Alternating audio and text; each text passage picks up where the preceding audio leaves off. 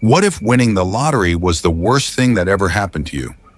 In 2006, a man named Abraham Shakespeare from Florida won $30 million in the lottery, and just a few years later, he vanished under mysterious circumstances. This is the tragic and disturbing story of how one man's dream became a deadly nightmare. Abraham Shakespeare was a 40-year-old truck driver from a small town outside of Lakeland, Florida. He came from a humble background. He never had much money and lived paycheck to paycheck. One day, while traveling with a coworker, Abraham stopped at a gas station and bought a lottery ticket almost by accident. He didn't even intend to buy one. He simply handed the clerk a couple of dollars and said, "Just give me whatever." That random ticket turned out to be worth $30 million. He opted to take a lump sum payout of $17 million after taxes. For someone like Abraham, this was a life-changing amount of money.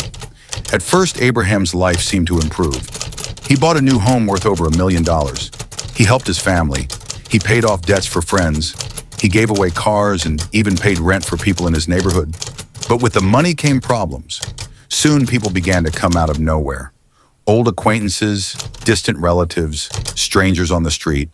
Everyone wanted a handout. People sued him over trivial things. One man claimed Abraham owed him money because he bought him a soda once. Abraham was overwhelmed. He was a kind man, but not prepared for the pressure that sudden wealth would bring. And then, in 2008, a woman named D.D. Moore entered his life. D.D. presented herself as a businesswoman who wanted to help Abraham protect his assets. She convinced him to transfer his remaining fortune into accounts that she controlled, promising to keep it safe. But D.D. had a history of fraud and manipulation. She was deeply in debt and saw Abraham as her personal goldmine. Soon, Abraham became isolated. He rarely saw his family or friends. He stopped answering calls. People began asking questions, but Dee had answers ready.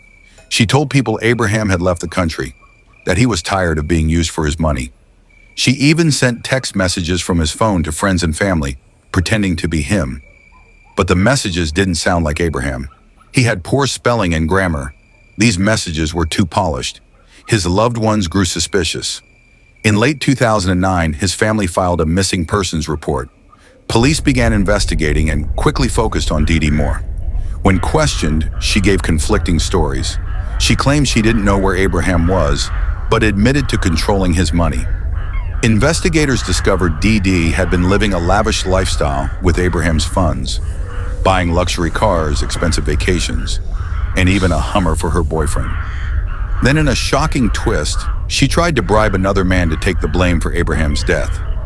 She told him she would pay him $50,000 if he confessed to killing Abraham in self-defense. That man went straight to the police. Undercover officers recorded D.D. trying to orchestrate the cover-up. She even showed them the spot where Abraham was buried, beneath a concrete slab in the backyard of a house she owned. When the body was recovered, forensic evidence showed that Abraham had been shot and killed months earlier.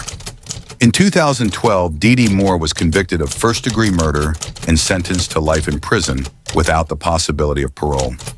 During the trial, prosecutors revealed she had carefully planned every step, manipulating Abraham and those around him to gain control of his wealth. Abraham's story is not just about money.